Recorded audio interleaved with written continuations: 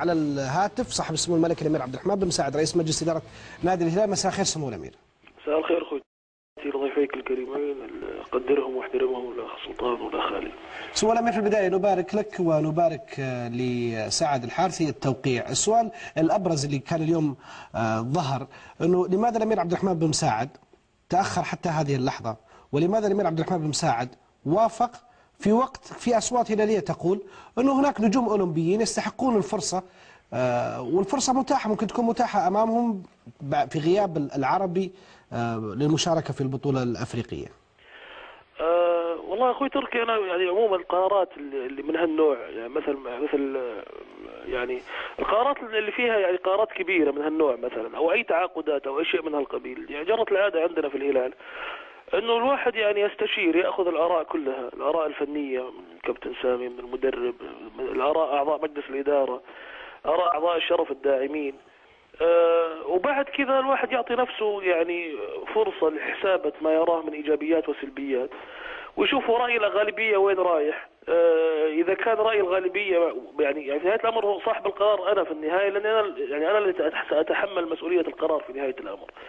فاللي حصل انه انا يعني وازنت المساله، يعني كانت عباره عن حرص شديد على انه يعني اتخذ قرار. انا متاكد انه يعني الايجابيات في رايي هي اللي ترجح اتخاذ قرار مثل هذا، واتخذنا القرار. والحمد لله انه سعد الحارثي الان هلالي، لاعب كبير، انتقل يعني لاعب نجم، كان نجم في نادي كبير نادي النصر، لاعب في نادي كبير نادي النصر، وانتقل لنادي كبير اللي هو نادي الهلال، لاعب منتخب. نتمنى انه من خلال نادي الهلال ان شاء الله يرجع يقدم المستويات المتميزه المعروفه عنه، ويكون مفيد لنا ونكون مفيدين له، والعقد صيغ بطريقه تحفظ حقوق الطرفين. انا متاكد ان شاء الله انه احنا سنهيئ كل الاجواء المناسبه لساعد انه ان شاء الله يبرز، وهو ان شاء الله متاكدين انه هو حيعطي كل ما عنده لكي يثبت انه سعد الحارثي لا زال هو النجم اللي عنده الكثير اللي يقدمه للهلال والكرة السعودية بشكل عام. فيما يتعلق بسؤالك اخوي تركي عن انه اللعيبة الاولمبيين، انا احب بس اقول حاجة. احنا في نهاية الامر كان من ضمن الاشياء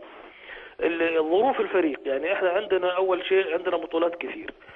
عندنا الان في فترة من الفترات حيكون في غياب للاعب العربي بسبب مشاركة بطولة افريقيا.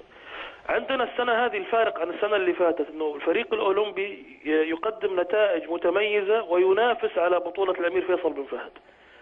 فعندك اللعيبه اللي في الاولمبي زي مثلا، يعني حتى مو بس المهاجمين، زي مثلا سالم الدوسري، زي الجهني، زي حتى المدافعين رضوان الموسى، من المصلحه انه دعمهم مع الفريق الاولمبي لمواصله الانجازات اللي قاعدين يسوونها. هذول حيخدموا الهلال في مرحله مستقبليه، يعني ما في داعي للعجله عليهم. ولكن ما دام الفريق قاعد ينافس الان، من المصلحه انك انت تعزز فرصه في الحصول على لقب بطوله مهمه قاعدين يتعبوا فيها.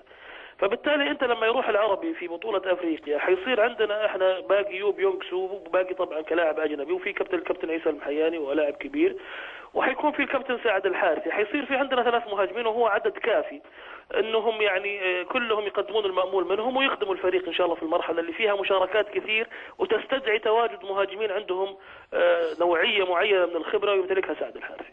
طيب ياسر القحطاني، ما كان في تفكيرك في الموضوع بخصوص جماهير الهلال انه تخلي ياسر القحطاني يروح وتجيب سعد الحارثي؟ لانه هذا تفسير عند بعض الجماهير الهلاليه انه ليش نتحمل سعد وما تحملنا ياسر؟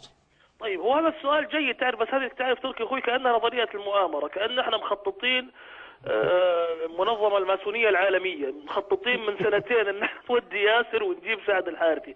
الامور جت بظروفها، الامور يعني ياسر القحطاني في نهاية الامر معروفة ظروف اعارته. ياسر كان عنده رغبة شديدة في تغيير الاجواء، وكان يعني يعلم انه هو ما كان حيكون يعني بالتأكيد لاعب اساسي في ظل وجود 2 لاعبين اجانب، وفي نفس الوقت كمان كان عنده رغبة شديدة في انه ايضا يعني يروح يستعيد مستواه ويلعب اساسي في فريق كبير مع ناس مرتاح لهم زي كوزمن زي رادوي.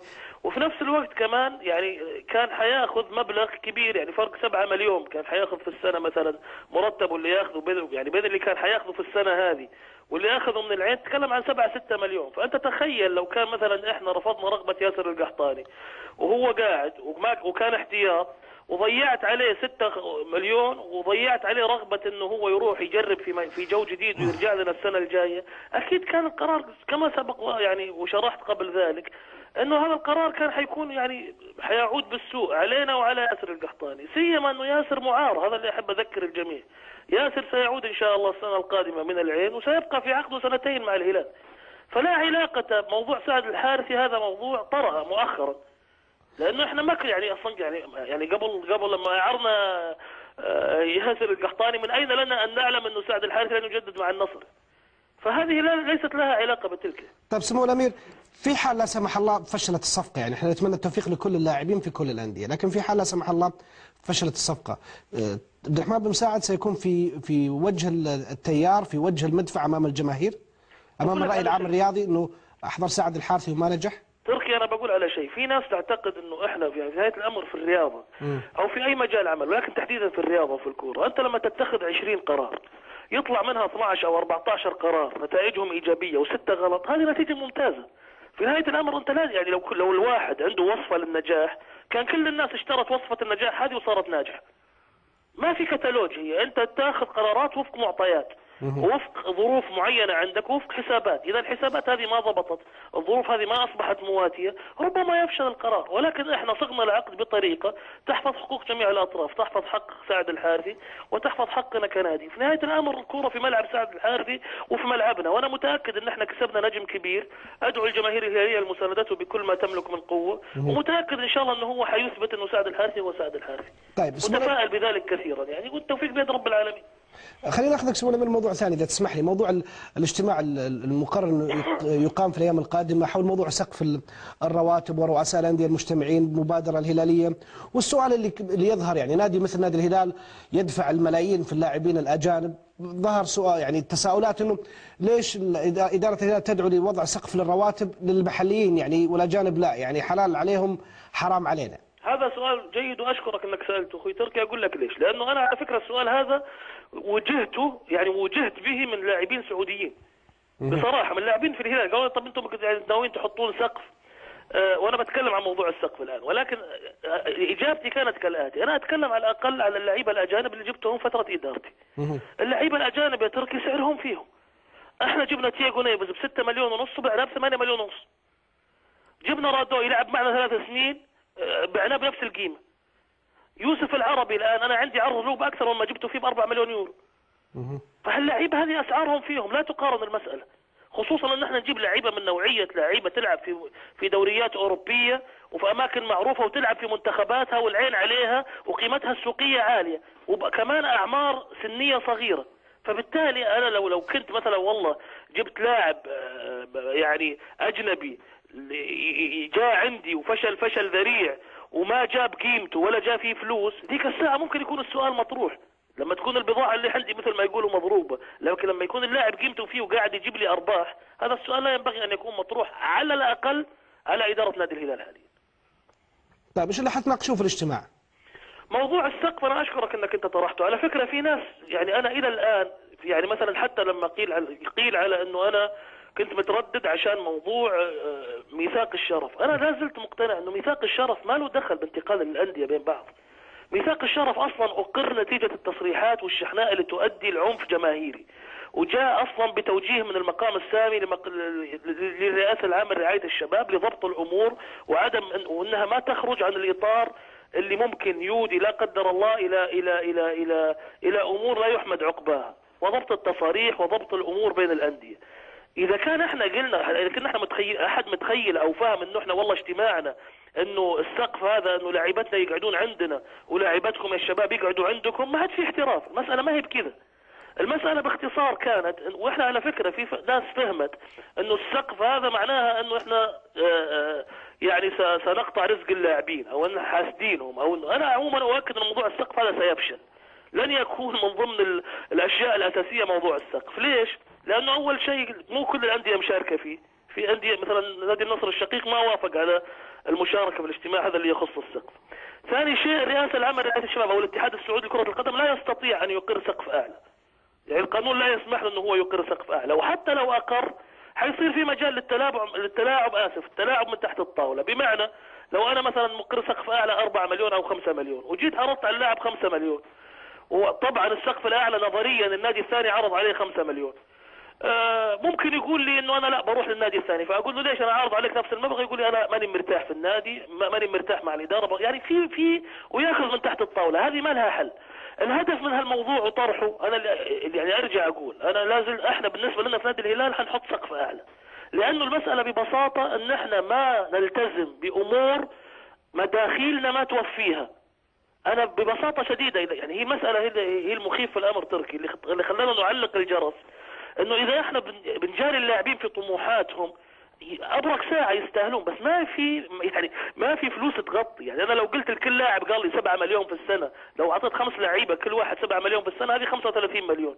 طب انا ممكن عشان عندي نجم كبير ابغاه يوقع معي 5 سنين، اقول له ابد ابرك الساعات 12 مليون في السنه، واول 12 مليون بتدبر له اياها، وبعدين استقيل اخر السنه، استقيل وقعت معاه ودبرت له 12 مليون بالطول بالعرض مني انا من اعضاء الشرف، باقي 48 مليون في 4 سنين تتحملها الاداره القادمه. وراي. هذا الامر ينبغي ان يعاد النظر فيه. بس الاجتماع عموما موضوع السقف هذا حيفشل من الان، انا اقول لك لن نتفق على سقف، ولكن في امور ثانيه مهمه، امور النقل التلفزيوني، حقوق الانديه، امور توزيع الغاء مقدمات العقود، امور كثيره نبغى نتدارسها. وانا عموما اعتقد انه الرئاسه العامه لرعايه الشباب برئاسه الامير نواف بن فيصل قد يكون عندها قرارات استباقيه قبل اجتماعنا. افهم من كلامك سمو الامير اذا تسمح لي انه انتم ترغبون في خلينا نقول انشاء تكتل لاخذ موقف معين من بعض الحقوق المتاخره للانديه مثلا؟ لا مو هو كذا. احنا في نهايه الامر شوف بقول لك على شيء للامانه، الامير نواف بن فيصل يعني انا اسمح لي انه اشيد فيه من خلال برنامجك، يعني حريص جدا على انه عنده قناعه، وهذه لمستها بنفسي، انه تطور الانديه وتوسع مداخلها حينعكس على المنتخبات، وبالتالي حينعكس على الرياضه بالفائده. احنا اللي ندعو اليه عده اشياء نطلبها من الرئاسه العامه لرعايه الشباب والاتحاد السعودي لكره القدم يساعدنا فيها، علشان يعني منها مثلا تفعيل رابطة دوري المحترفين، بحيث انه اي قرارات تخص الاندية وتخص مداخيلها نصير احنا شركاء فيها مستقبلا في كل ما يتعلق بدخل الاندية، سواء من مبيعات، سواء من نقل تلفزيوني، غيره، سواء من الغاء مقدمات العقود، سواء في الزام الاندية بتطبيق لوائح انضباط مثلا يتفق عليها، بحيث ان احنا نضمن انه اللاعب يعطينا الحد الاقصى من امكانياته، وفي نفس الوقت اللاعب يضمن انه ياخذ حقوقه في الوقت المناسب. هذه كلها امور لازم نجتمع ونرفع للرئاسه العامه لرعايه الشباب فيها، وهو اجتماع تشاوري. ولكن الاجتماع ليس اؤكد انه موضوع السقف هذا ربما يكون موضوع لا جدوى منها، يعني مثل ما قلت لك الاسباب اللي ذكرتها، لامكانيه التلاعب والعدم قدره الرئاسه العامه والاتحاد السعودي وفق الاتحاد الدولي على انهم يحطوا سقف اعلى، وفي نفس الوقت كمان لعدم مشاركه جميع الانديه فيها. طيب سمو الامير سؤال اخير قبل ما اودعك، عبد الله شهيل وبنواف العابد. نواف العابد لن نفرط فيه باي حال من الاحوال. بدون تفكير؟ بدون تفكير لا ابدا. صاحب السمو الملك الامير عبد الرحمن بن مساعد رئيس مجلس اداره نادي الهلال، شكرا جزيلا لك.